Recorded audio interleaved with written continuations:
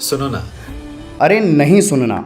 देख लिया, सुन लिया और समझ भी लिया कि कितनी और किस तरह की बात कर सकते हैं आप। कुछ देर पहले आपने जिस शख्स को सुनो ना कहते सुना, उनका नाम है शुभांकर मिश्र। देश के कई न्यूज़ चैनल्स में एंकर रहे, फिलहाल यूट्यूब पर हैं और पॉडकास्ट करते हैं। लेकिन हम इनकी बात क्यों कर रहे हैं? 23 अगस्त 2025 इनके चैनल पर जगत गुरु रामभद्राचार्य जी महाराज के साथ एक पॉडकास्ट अपलोड किया गया, जिसे अब तक लाखों बार देखा जा चुका है। उस पॉडकास्ट का एक हिस्सा काफ़ी चर्चा में है। उस हिस्से में शुभांकर ने जगत गुरु रामभद्राचार्य जी से प्रेमानंद जी महाराज पर एक प्रश्न किया। पूरी बात का सार बस इतना ही था कि शुभांकर ने सोशल मीडिया और खान सर को कोट करते हुए कहा कि ये चमत्कार ही है जो प्रेमानंद जी महाराज का जीवन किडनी के बिना भी चल रहा है। जवाब में रामभद्राचार्य जी महाराज ने किसी भी तरह के चमत्कार की बात को सिरे से खारिज कर दिया। इसके बाद उन्होंने कुछ और बातें भी कहीं, जैसे मेरे सामने संस्कृत बोलकर दिखाएं या मेरे द्वारा कहे गए संस्कृत श्लोकों का अर्थ समझा दें, वो तो मेरे बालक के समान हैं, अवस्था में भी। फिर रामभद्राचार्य जी महाराज ने कहा कि शास्त्र जिसको आए वही चमत्कार है। लेकिन शुभांकर इतने पर रुके नहीं, खेसारी लाल यादव को कोट करते हुए सवाल को आगे बढ़ाया, जिसके जवाब में रामभद्राचार्य जी ने साफ किया कि वो प्रेमानंद जी से द्वेष नहीं रखते हैं। शुभांकर ने एक बार फिर सवाल खींचा और उनकी लोकप्रियता का हवाला दिया, जिसके जवाब में रामभद्राचार्य जी ने कहा, अच्छी है लेकिन ये लोकप्रियता क्षणभंगुर होती है।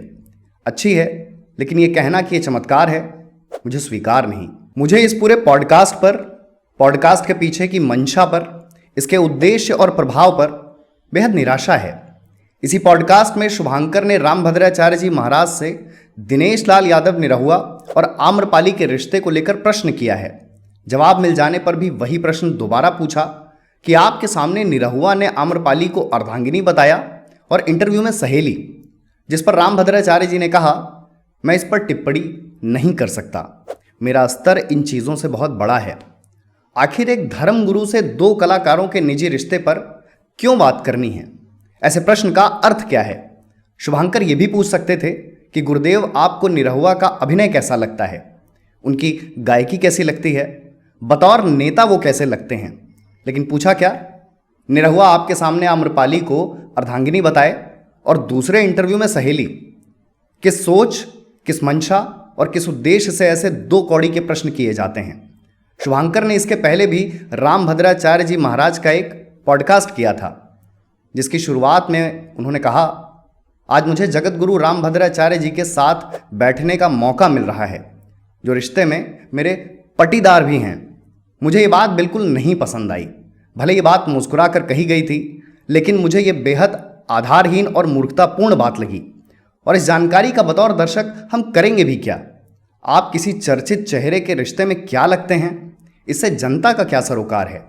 आप पटीदार भी हैं तो हम क्या करें? आखिर जनता क्या करे? ये बात बताकर आप साबित ही क्या करना चाहते हैं? और अगर पटीदार हैं तो ऐसी पारिवारिकता का क्या अर्थ कि उनका नाम भी देखकर पढ़ना पड़ रहा है आपको? एक तो आप जगत गुरु रामभद्राचार्य को अपना पटीदार बता रहे हैं और दूसरी तरफ उनका पूरा नाम पढ़ने के लिए मोबाइल देख रहे हैं। अद्भुत भक्तिभाव है। इसके पहले कि मैं और बातें कहना शुरू करूं, एक बात साफ कर देना चाहता हूं। स्क्रीन पर जितने चेहरे नजर आ रहे हैं, मैं किसी का विरोधी नहीं हूं, एक भी इंसान का नहीं, बल्कि प्रशंसक ही हूं। प्रेमानंद जी महाराज क्यों सबसे अलहदा और अद्भुत हैं, इस पर हमने अप्रैल 2024 में एक वीडियो बनाया था। उसमें हमने बताया कि क्यों प्रेमानंद जी महाराज एक साधारण संत नहीं हैं, कैसे वो क्लास के ही नहीं बल्कि मास के भी प्रिय हैं, क्यों उन्हें हर धर्म, हर वर्ग, हर जाति, हर पंथ और हर समुदाय के लोग पसंद करते हैं। संयोग से वो वीडियो हमारे चैनल पर सबसे ज़्यादा व्यूज़ वाला वीडियो भी है। रामभद्राचार्य जी का पॉडकास्ट कुछ दिन पहले हमने भी किया। लगभग 15 मिनट के इंटरव्यू में जितना कुछ पूछ सकते थे पूछा, उन्होंने जवाब भी दिया। प्रयास किया कि एक भी अनुचित या अनैतिक शब्द न कहें, जो प्रश्न तर्कसंगत, अर्थपूर्ण और सार्थक हों वही पूछें। बात करते समय टीआरपी नामक बीमारी को साइड रखा, जिससे अमूमन हर दूसरा मीडियाकर्मी, यूट्यूबर या पॉडकास्टर पीड़ित होता है। और देशज भाषा में कहा जाए तो कोई फालतू की बात नहीं की। नतीजा ये निकला कि हम एक छोटी और सुंदर वार्तालाप करके घर लौट आए। अब इस कहानी का तीसरा किरदार शुभंकर मिश्र। ये संभवतः मुझसे उम्र में बड़े ही होंगे, हम एक ही फ्रैटर्निटी से आते हैं। इन्होंने भी नौकरी छोड़ी और अपने आइडिया पर काम किया, हम भी वही कर रहे हैं। इनसे कोई द्वेष नहीं है, कोई वैमनस्य या ईर्ष्या भी नहीं है। थोड़ा रोष है, थोड़ा क्रोध है और थोड़ी शिकायत भी है, खासकर रामभद्राचार्य जी महाराज के साथ किए गए पॉडकास्ट के बाद। पत्रकारिता में हमें एक फ्रेज बताया जाता है, नोज फॉर न्यूज़, यानी क्या हम खबर को सूंघ लेने की क्षमता रखते हैं। फ्रेज का कुल जमा अर्थ यही है कि एक खबर धरातल में काफ़ी नीचे दबी होती है, उस पर तमाम परतें होती हैं, हमें उसे सूंघ कर बाहर लाना होता है। तो इस बात में कोई दो राय नहीं है कि शुभंकर के पास न्यूज़ के लिए नोज तो है, पर सवाल ये है कि वो उसका इस्तेमाल कैसे करते हैं।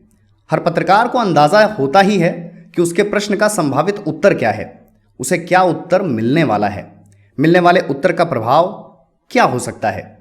फिर भी पत्रकार तो पत्रकार, उसका क्या है, उसे पता है कि कुछ सेंसेशनल नहीं होगा तो व्यूज़ कैसे आएंगे, क्लिक्स कैसे होंगे, बज़ कैसे क्रिएट होगा।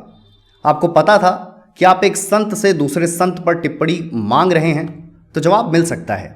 आपको पता था कि केवल एक शब्द चमत्कार का उपयोग कर देने भर से बात कितनी बिगड़ जाएगी, फिर भी आपने उस शब्द को अपने सवाल में जानबूझकर घसीटा। आप जानते थे कि जनता भाव केंद्रित होती है, न कि तर्क केंद्रित, फिर भी आपने ऐसी बात कुछ ऐसे लहजे में कही कि बेमतलब का विवाद खड़ा हो गया। और खान सर क्या कहते हैं, खेसारी क्या कहते हैं, इससे रामभद्राचार्य जी को क्या लेना देना। आप ऐसे कहिए कि ये आपका जाति फितूर है, आपका दिमागी कीड़ा है, आपके फेम प्रोन दिमाग की उपज है, जो आप एक संत के सामने चमत्कार की तस्दीक करने निकले हैं। एक अच्छे मॉडरेटर का काम ही यही होता है कि अगर किसी अर्थ का अनर्थ होने वाला हो तो वह बात को सही दिशा दे, दर्शकों के लिए एक बात की पूरी और सही व्याख्या करे।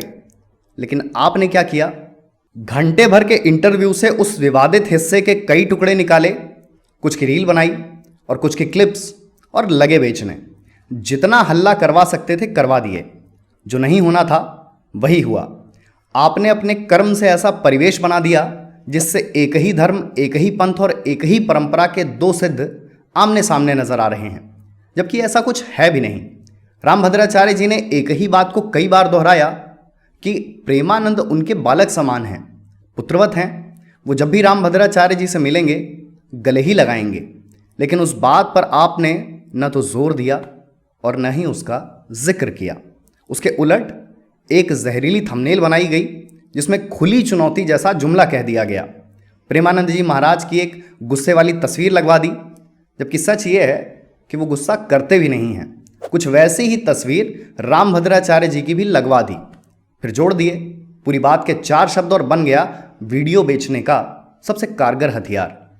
पूरी मीडिया साबित करने में जुट गई है कि कैसे रामभद्राचार्य जी महाराज बैकफुट पर आ गए हैं, कैसे उन्हें माफ़ी मांगनी पड़ रही है। शुभंकर बाबू, आपको तो शर्म करनी चाहिए कि एक संत परंपरा के व्यक्ति को आपके बेतुके प्रश्नों के चलते इतनी नकारात्मकता झेलनी पड़ी, इतना रोष और विरोध झेलना पड़ा। रामभद्राचार्य जी जारी किए गए वीडियो में माफ़ी भी नहीं मांग रहे हैं, बस दोहरा रहे हैं कि प्रेमानंद जी से उनका कोई विवाद या द्वेष नहीं है। कायदे से इस जनमानस की घृणा और क्रोध के वास्तविक पात्र आप हैं। मुझे ये कहने के लिए क्षमा करिएगा, पर आपने अपनी दुर्बुद्धि का परिचय न देते हुए अगर बात को थोड़ा सलीके से पूछा होता तो इतना बड़ा फसाद कभी नहीं होता। लेकिन क्या किया जाए, व्यूज़ ज़रूरी हैं, पटीदार का क्या है, देते रहें जवाब और सफाई। आप तो सवाल पूछकर आग लगाकर किनारे हो लिए। अब सनातन के 2 बड़े चेहरे करते रहें विवाद, वाद विवाद। आप शायद मुझे जानते भी ना हों, मेरी इच्छा भी नहीं है कि आप जानें, लेकिन आपसे पहले पुरी शंकराचार्य का इंटरव्यू कर चुके हैं हम, वो भी 1 नहीं 2, और दोनों ही वार्तालापों में उनको कुछ ऐसा कहने के लिए प्रेरित नहीं किया जिससे बवाल हो, जिससे किसी व्यक्ति, किसी वर्ग या किसी समूह की आस्था आहत हो। हम ऐसे किसी भी सिद्ध व्यक्तित्व के पास टीआरपी से पीड़ित होकर नहीं जाते हैं। हम चाहते हैं कि हमें जितना भी सीमित समय मिले उसका सदुपयोग हो, न कि दुरुपयोग। और लोग भूल गए होंगे वो समय जब आप टिकटॉक पर हुआ करते थे, फिल्म्स के डायलॉग्स और गानों पर लिपसिंग किया करते थे, ऑनलाइन कॉन्वर्सेशन किया करते थे, जिसमें आप कहा करते थे, मेरी लाइफ में डाउनफॉल था, मेरे हाथ में कई अंगूठियां थीं। शरमन जोशी ने सिखाया कि अंगूठियों के फेर में मत फंसो, जिंदगी बर्बाद हो जाएगी। इस कथन में आपने धार्मिक और ज्योतिष प्रतीकों को ही खारिज कर दिया, ये कहते हुए आपको इल्म नहीं होगा कि सालों बाद जब आप रामभद्राचार्य जी के साथ पॉडकास्ट करने जाएंगे तब उनकी उंगलियों में आपको अंगूठियां ही नजर आएंगी। तो आपकी सोच के हिसाब से तो अब तक रामभद्राचार्य जी महाराज की पूरी जिंदगी बर्बाद हो जानी चाहिए थी, क्योंकि उनके हाथों में तो एक नहीं अनेक अंगूठियां हैं। अपनी बात के अगले हिस्से में आपने कहा था, फरहान ने सिखाया मुझे पैसा कम कमाओ लेकिन वो काम करो जो तुम्हें पसंद है। सही बात है, पैसा बिल्कुल ज़रूरी नहीं है, सब माया है, जगत मिथ्या है। अगर वाकई पैसा इतना गैर ज़रूरी है तो क्यों पहनते हैं 12,000 रुपए की चप्पल? अगर इतने ही गैर भौतिकतावादी हैं तो क्यों हमेशा सूट बूट में नजर आते हैं? पैसे के प्रति इतने ही निर्मोही हैं तो बर्किन स्टॉक की चप्पल क्यों? खड़ाऊ पहना कीजिए। इसी कॉन्वर्सेशन में आपने आगे कहा था, इंसान की 2 प्रायोरिटीज़ होती हैं, या तो पैसा या तो नाम। मेरा हमेशा से नाम वाला था कि लोग मुझे जानें। लीजिए, अब लोग आपको जान भी गए, हो गए आप मशहूर, भले उसकी कीमत कुछ भी हो। आपने प्रश्न ही ऐसा किया कि जिसके बाद आपको सिर्फ एक चीज़ मिली, वो थी व्यूज़। उन व्यूज़ के बाद आपको देश तो क्या पूरी दुनिया के लोग जान गए। जो पहले से जानते थे वो एक बार फिर जान गए। और इस कॉन्वर्सेशन के अंत में आपने कहा था, नंबर 2 पर कॉम्प्रोमाइज़ नहीं करना है अगर आपको लाइफ में सक्सेसफुल होना है। आप सही में फर्स्ट आ गए विवाद पैदा करने की रेस में, सबसे आगे, सबसे तेज और सबसे पहले। आपकी एक और ऑनलाइन कॉन्वर्सेशन है जिसमें एक लड़की ने आपसे प्रश्न किया, जब मैं आपके साथ लाइव आई तब लोगों ने पूछा आप दोनों शादी कब कर रहे हैं? जवाब में आपने कहा, अच्छा जी, मम्मी कहाँ है तुम्हारी? मम्मी को दिखाना, मम्मी को मिलाना है, मिला दो। कुछ देर बाद आपने कहा कि पहले निब्बी से निब्बा बनो, जिसके जवाब में उस लड़की ने कहा, हम निब्बा पैदा करने की उम्र में हैं अब। इस बातचीत में कुछ गलत नहीं है, कुछ भी गलत नहीं है, लेकिन जनता के लिए जानना भी ज़रूरी है कि पूर्व में आप कहाँ स्टैंड करते थे, क्या बात करते थे। जनता को पता होना चाहिए कि शुभांकर मिश्र एंकर थे पर टिकटॉकर भी थे। मैं फिर दोहरा रहा हूँ, टिकटॉकर होने में कोई बुराई नहीं है, पर जनता को पता होना चाहिए कि आपका अतीत क्या था। आपका एक इंटरव्यू भी है द टाइपराइटर नाम के यूट्यूब चैनल पर, जिसमें आपसे सवाल किया गया कि आपके पॉडकास्ट में कंट्रोवर्सी होती है। जवाब में आपने जैकेट खींचते हुए बड़े आत्मविश्वास के साथ कहा, कठिन सवाल पूछे जाते हैं, लोग कठिन सवाल पूछते नहीं हैं, मैं सही इंसान से सही सवाल पूछ लेता हूं। वाह, आज के बाद इतना सही सवाल किसी से मत पूछिएगा। आपसे हाथ जोड़कर निवेदन है कि खुद के गिल्टी प्लेजर के लिए किसी और की छवि और क्रेडिट खराब नहीं कीजिए। इस इंटरव्यू में आपने खुद कहा है, जहां पॉडकास्ट की मूल भावना खराब होती है वहां मैं समझौता नहीं करता, चाहे रिश्ते खराब हो जाएं। तो प्रभु, भावना और समझौते का तो नहीं पता, लेकिन आपकी विशुद्ध अपरिपक्वता ने बहुत नुकसान कर दिया। धर्म का, धर्म सम्मत चेहरों का और मीडिया जगत के एक धड़े का।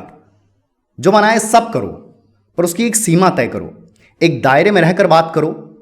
कृपा करके कचरा मत करो, अपने मैं से बाहर आओ और जितना जल्दी आ पाओ आ जाओ। जाते जाते जनता से भी एक बात कहना चाहता हूं, हर मुस्कुराता चेहरा आपका शुभचिंतक हो ऐसा ज़रूरी नहीं है। तो प्लीज़ कुछ भी स्वीकारने से पहले उसे देखकर समझ लीजिए, यूं ही हाँ मत कहा कीजिए। ठहरिए, देखिए, समझिए, फिर प्रतिक्रिया दीजिए। इति कारांते नमस्तुभ्यम।